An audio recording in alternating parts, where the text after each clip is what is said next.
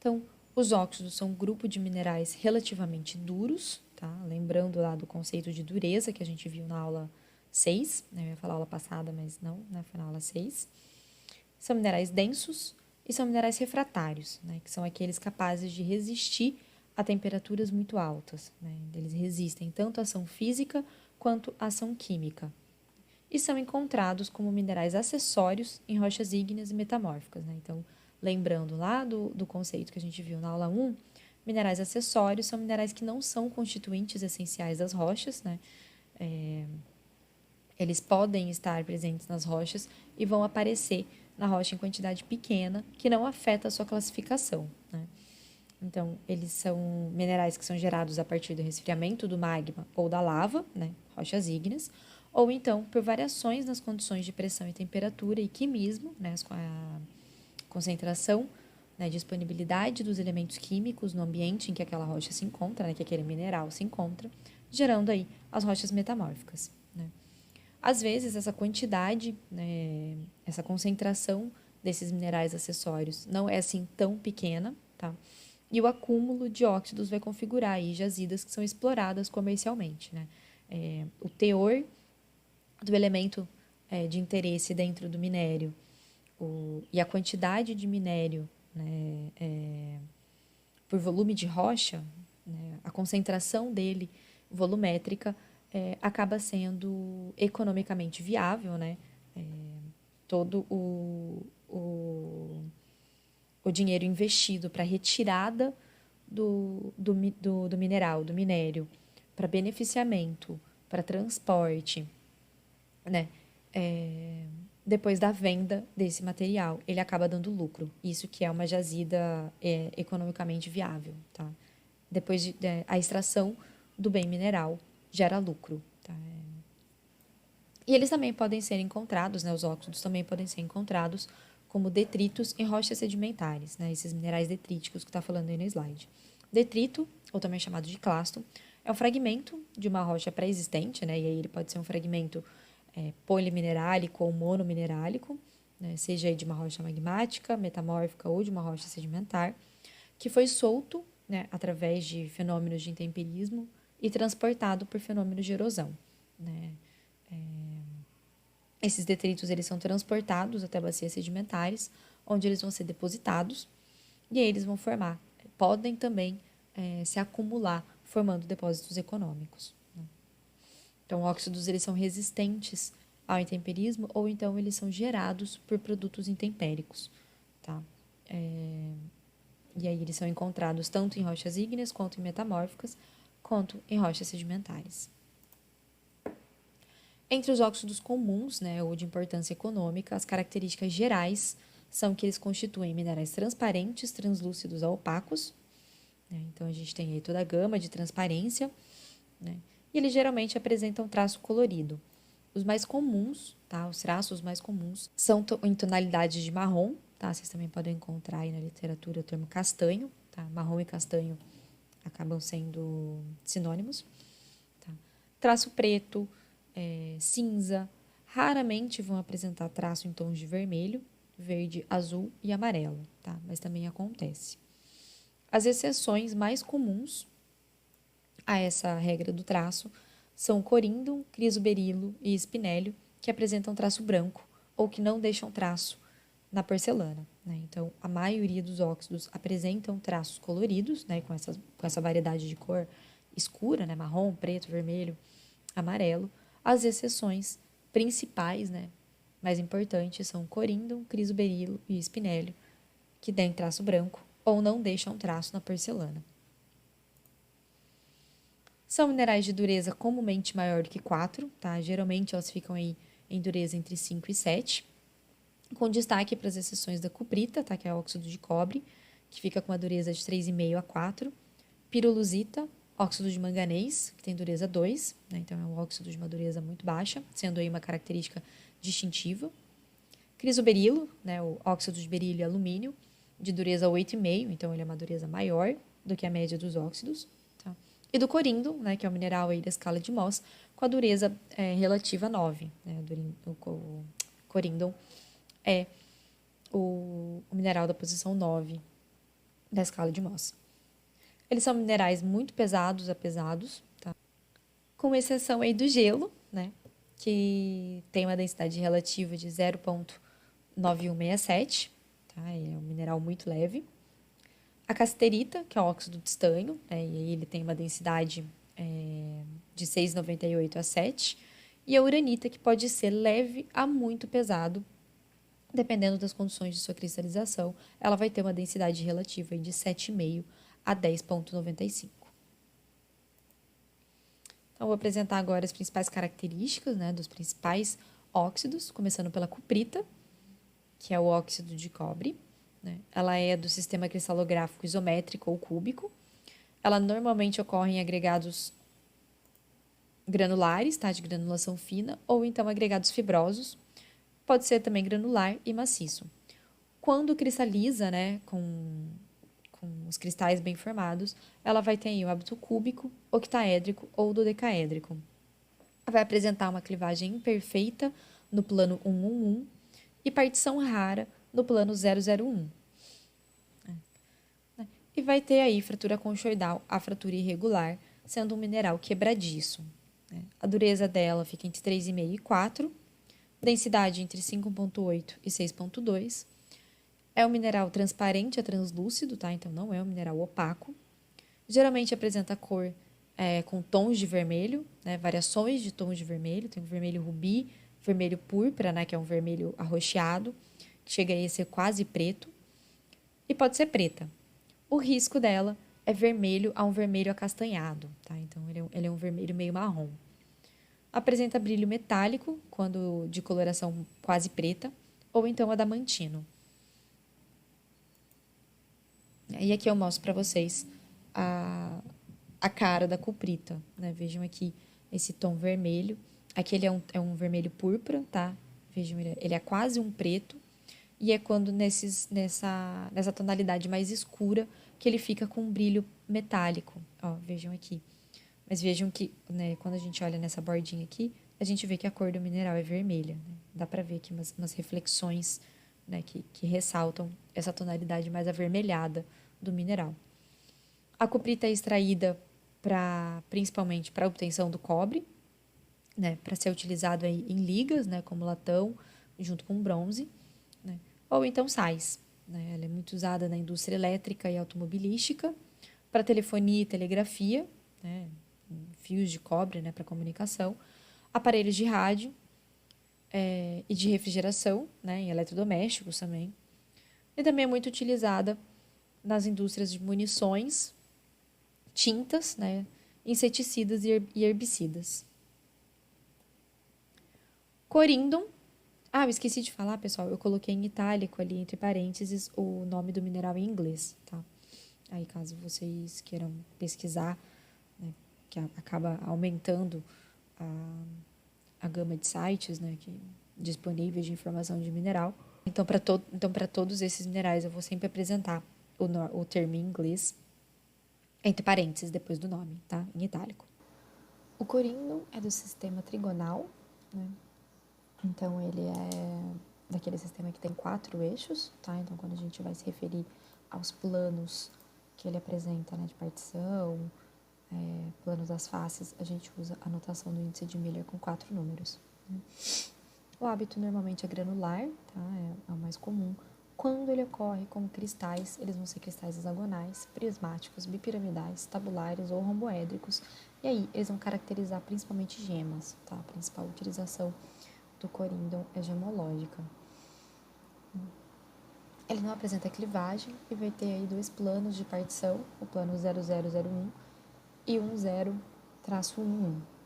Ele tem fratura conchoidal, a irregular, e aí o mineral quebradiço até nasce, né? Ele quebra muito fácil, ou ele resiste à pressão mecânica. É mineral, né, de posição 9 na escala de Mohs, né, dureza 9. A densidade varia entre 3,98 a 4,1 e pode apresentar fluorescência ou fosforescência quando incidido uma luz ultravioleta sobre ele. Mineral transparente a translúcido, né?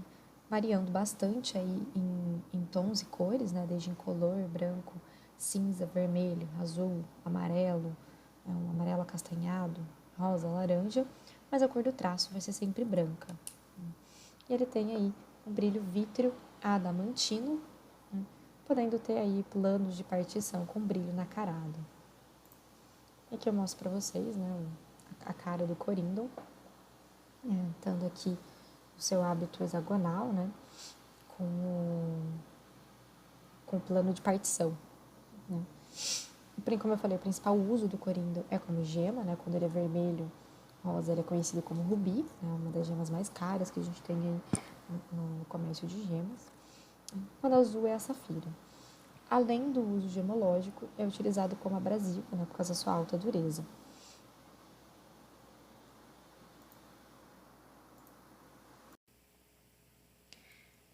A hematita é o principal minério de ferro, tá? Ela é do sistema trigonal, normalmente apresenta hábito granular, pode ser fibro-radiado, em agregados fibrosos, ou então botrioidal ou estalactítico.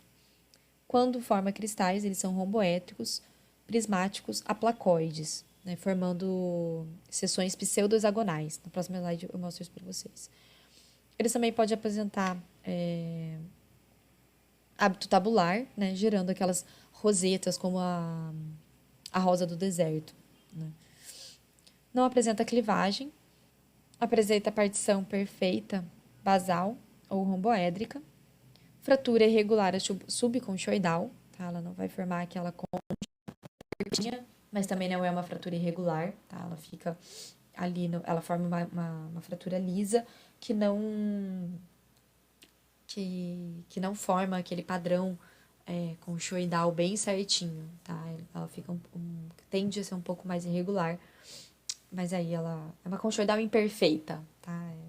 Acabam sendo termos, infelizmente, um pouco subjetivos, mas é assim mesmo, tá, pessoal? Ela é um mineral quebradiço, elástico quando em lâminas finas.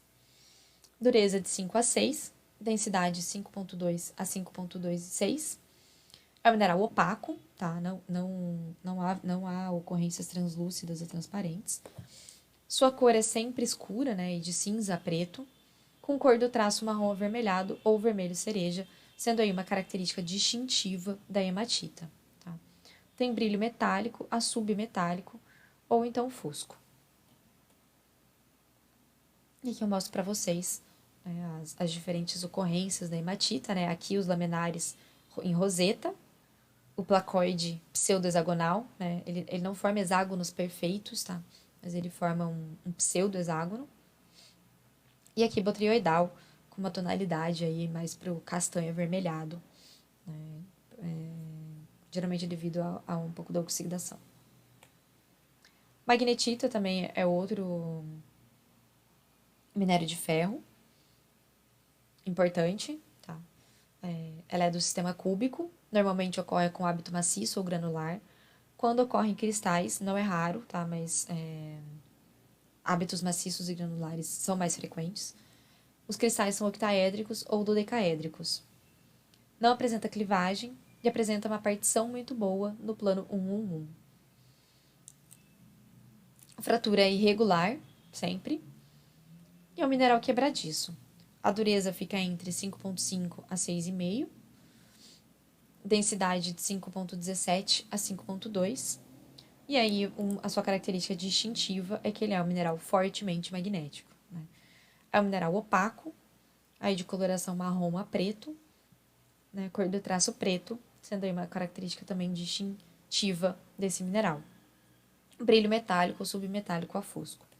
Né? E aqui eu apresento para vocês as formas de ocorrência, né? Vejam aqui, aqui é o hábito maciço, né? Ou granular da hematita, a sua forma mais... da magnetita, desculpa. Essa forma mais comum, né? E aqui com os dodecaedros. Esqueci de dizer, pessoal. Eu deixei aqui para vocês o link do Handbook of Mineralogy. São PDFs que em inglês, todos eles, tá? Mas eles compilam as principais características dos minerais, as principais propriedades dos minerais, tá? Lá tem propriedade térmica, condução térmica, condução elétrica, hábito, clivagem, sistema cristalino, tá? E deixei aqui o link para pesquisa no Fabre Minerals para magnetita, tá? Recomendo que vocês, em cada slide, né, de cada mineral eu deixo aqui o link e recomendo que vocês abram e deem uma olhadinha lá para vocês verem fotos dos minerais, tá? Também recomendo que vocês deem uma pesquisada, já que a gente não vai ter as aulas práticas, né, para vocês se familiarizarem com o aspecto dos minerais, tá? Ah, professora, mas eu vou trabalhar numa indústria e eu não vou ficar descrevendo mineral, a gente vai comprar e... Sim, mas muitas vezes vocês podem ficar responsáveis pelo controle de qualidade, tá? A Johnson Johnson teve aí um processo milionário nas costas ano passado, que perdeu, porque o talco, sabe aquele talco de bebê que eles vendem? Um lote inteiro estava contaminado com asbestos. Então, faltou aí um controle né, do responsável químico, né, pelo controle do material que chegava na fábrica, para ver se não tinha essa contaminação, né, se qual era essa concentração, essa pureza do talco que eles estavam comprando, tá? Então, é importante, sim, que vocês saibam diferenciar esses minerais, tá? Ou pelo menos tenham noção de que análises fazer, de que características os minerais vão ter para garantir o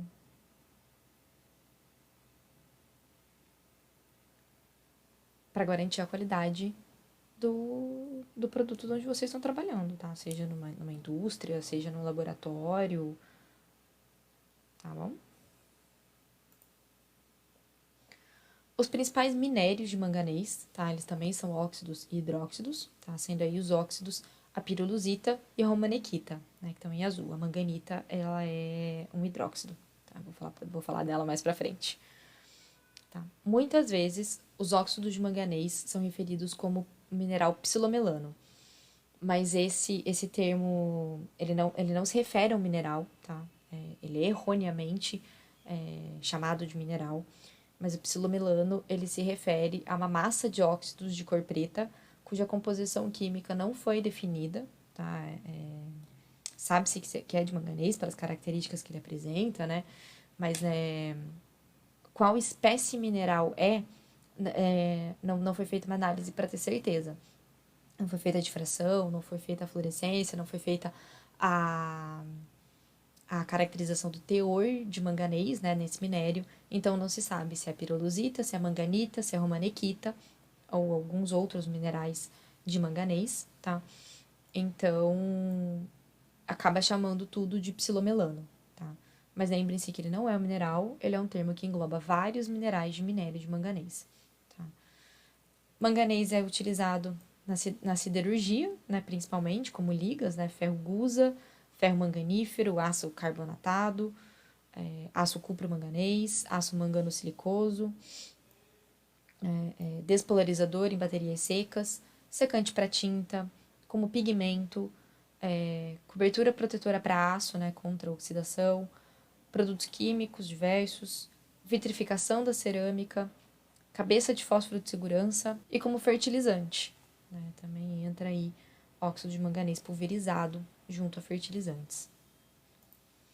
Então, as principais características da pirolusita, ela é do sistema tetragonal, né? Hábito normalmente maciço, tá? Também pode ocorrer aí botrioidal ou agregados estalactíticos, né? E ocorre também como películas ou filmes dendríticos, né? Fibras ou colunas radiadas sobre outras rochas. Cristais propriamente ditos não são comuns, tá?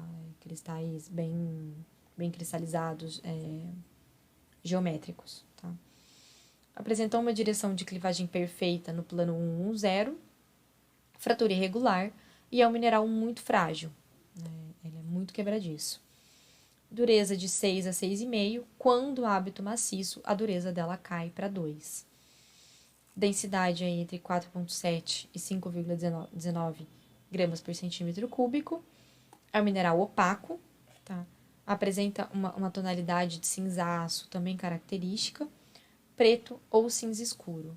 A cor do traço é preto a preto azulado, né? Sendo aí também uma característica distintiva da pirolusita. O brilho é sempre metálico. Tá? E aqui eu mostro para vocês, né, esses agregados fibro-radiados de pirolusita, né, que eu mostro para vocês essas colunas radiadas, né, fibro-radiadas de ocorrência da pirolusita. Vejam que ela ocorre aqui, né, como eu falei, esse filme, né, ela ocorre só como essa camadinha fininha aqui de mineral fibro-radiado nessa camada da rocha, né, e aqui são as películas também de fibras, tá, revestindo aqui a rocha. A romanequita, ela é um mineral do sistema monoclínico. Sua ocorrência mais comum é o hábito botrioidal, tá? Ou estalactítico. Ela também ocorre com hábito maciço, né? E aí geralmente com uma granulação muito fina. Cristais euédricos são raros, tá? Vão ser aí fibrosos aciculares, né? Não apresenta clivagem, sua dureza fica 5 e 6. Densidade varia de 4,7 a 4,74, né? Não varia muito. É um mineral opaco, de cor preta a cinza escuro, né? Cor do traço preto a preto amarronzado, né? Então ela difere aí da pirolusita pela cor do traço, né? A pirolusita tem um traço preto azulado. Ela tem um brilho submetálico, né? E fosco quando maciço, que é isso que a gente está vendo aqui. Vejam que ela não tem um brilho luminoso, né? Ela tem esse brilho fosco, né? E geralmente ela ocorre assim, com esse hábito botrioidal, ou então colunar estalactítico.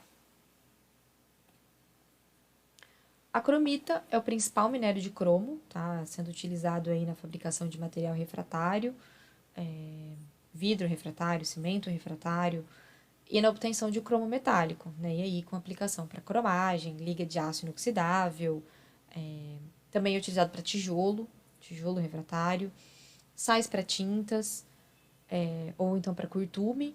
Curtume é em fábrica de couro, né? A curtição de couro. E também para conservação de madeira. A cromita é do sistema cristalográfico cúbico, né? Ou isométrico. Geralmente ela ocorre com hábitos agregados granulares a maciços, tá? Cristais octaédricos, cúbicos e dodecaédricos são mais raros, mas também acontecem. Ela não tem clivagem, ela vai ter um plano de partição ao longo do plano 111, tá? Que é um plano de geminação. Fratura irregular, ela é um mineral quebradiço, dureza aí de 5,5, densidade de 4,5 a 5,09, tá? Algumas amostras são fracamente magnéticas. É mineral translúcido a opaco, tá? Geralmente de cor preta, preta castanhado a cinza amarelado, tá? Ela varia aí tons de preto e tons de marrom, mas a cor do traço varia aí também de marrom a preto. Brilho é submetálico a metálico. Tá? Esses são os... Aqui é o agregado granular de cromita, tá? A cromita são essas faixas escuras aqui. A cromita, ela é associada a rochas ígneas ultrabásicas, tá? Que são rochas com baixo teor de sílica. E ela, por ser um mineral denso, né? Mais denso do que os minerais comumente encontrados em rochas ígneas, né? Quartzo, feldspato, ela acaba decantando por diferença de densidade e formam essas faixas. A principal ocorrência de cromita são em depósitos do tipo Bushveld. Mas Bushveld é uma mina em que tem essas camadas de cromita, tá? Ela forma camadas métricas de pura cromita, ou com essas intercalações, essa cromita bandada que a gente vê aqui. Vem um pulso, cristaliza a cromita, ela cai. Deixa eu desenhar aqui. Você tem um bolsão magmático, e aí você tem aqui a cromita, ela vai caindo e vai formando esses cumulados, né, esses agregados cumuláticos que a gente chama, tá? Essa é a principal forma de ocorrência de minério de cromita, tá? Cassiterita é o principal mineral de estanho, né, o óxido de estanho, e é utilizado aí para ligas de bronze, né, folhas de fandres. Ele é um material laminado, estanhado, composto por ferro e aço de baixo teor de carbono, revestido com estanho, tá? Ele é utilizado na fabricação de latas para condicionamento de alimento e alguns óleos, né, para evitar a oxidação, né, desses alimentos. Além de utensílios domésticos e industriais, por causa dessa alta resistência à corrosão, tá? Ele também tem aí aplicações em embalagem de tinta e alguns outros produtos químicos, né, para evitar essa por não ter por ser inerte, né? Ele não reage com esses produtos. Antigamente, ele também era empregado em lata de refrigerante e de cerveja, né? Aquela película fina que tem por dentro da lata, mas o material foi substituído pelo alumínio hoje em dia, e hoje em dia a gente não usa mais folha de Flandres nesses casos. Ela é do sistema cristalográfico tetragonal, né? Comumente apresenta hábito granular ou maciço, né? Quando é agregado, ou forma crostas fibrorradiadas ou botrioidais. Quando minerais cristais, né? Eles são prismáticos, terminados em pirâmides.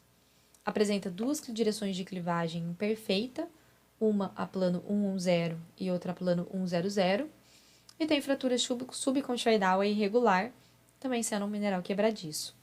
Sua dureza varia entre 6 e 7, com densidade de 6,98 a 7,01.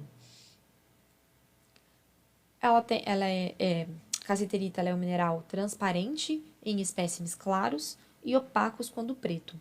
Isso porque a cor da cassiterita varia bastante, tá? Ela é comumente preto acastanhado, castanho avermelhado, tá? São as ocorrências mais comuns, mas ela também pode ser vermelha, amarelo, cinza, branco e raramente incolor.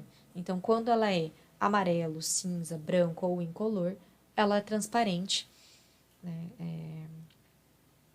E quando preta, castanho avermelhado, ela é opaco. Tá? Ela tem brilho adamantino a metálico, né? Adamantino nas cores mais claras e metálico nos tons mais escuros, né? Quando opaco ele é metálico, quando transparente tem um brilho adamantino. E pode ter um brilho graxo nas suas superfícies de fratura. E aqui a gente vê, ó, vejam aqui as variações de cor, né? Ó, de preto com brilho metálico, né? Os cristais terminados aqui em... Isso aqui é fratura irregular, tá, pessoal? Ó, vejam aqui que ela não forma aquele padrão conchoidal, né? Ela forma esses tipo zigue-zague no mineral, não forma uma superfície lisa, né? Ela forma uma superfície toda com altos e baixos. Tá? Vejam aqui, ó, o brilho adamantino, né? E as variações de tonalidade, né? Que ela tá mais acastanhada, que já é um castanho mais escuro. A uraninita, o óxido de urânio, ela é do sistema cúbico, né, de cristalografia. Normalmente apresenta hábito maciço ou botrioidal, tá? Cristais cúbicos, rombododecaédricos ou dodecaedros são mais raros, tá? O mais comum é maciço e botrioidal mesmo. Não apresenta clivagem, vai apresentar fratura conchoidal, aí a fratura irregular, tá? Também é um mineral quebradiço, de dureza entre 5 e 6. A densidade dela varia muito, tá? Pode chegar aí a 6,5, dependendo do estado de oxidação, né, de alteração do mineral, mas fica aí principalmente entre 7,5 e 10,95 gramas por centímetro cúbico. Sua característica mais distintiva é que é um mineral fortemente radioativo, né, por causa da presença de urânio. É um mineral opaco, tá? Geralmente de coloração preta, preta acastanhado, ou castanho veludado, é aquela sensação de molhado, sabe? É isso que esse castanho veludado quer dizer. Né? Dependendo da parte do mineral, ele dá uma aparência de molhado. Cinza e verde oliva. Esse verde oliva é mais para cor de alteração, tá?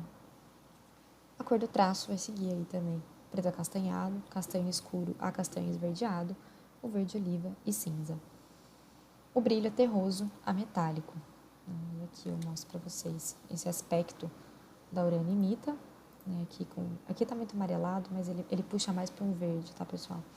Não é um amarelo tão intenso, tão enxofre assim, não, tá? A cor não tá muito fidedigna, não.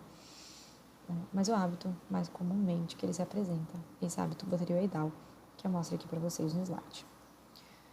Ele é utilizado como fonte de energia atômica, né, aí nas usinas termonucleares, mas também em fotografia e em cerâmica.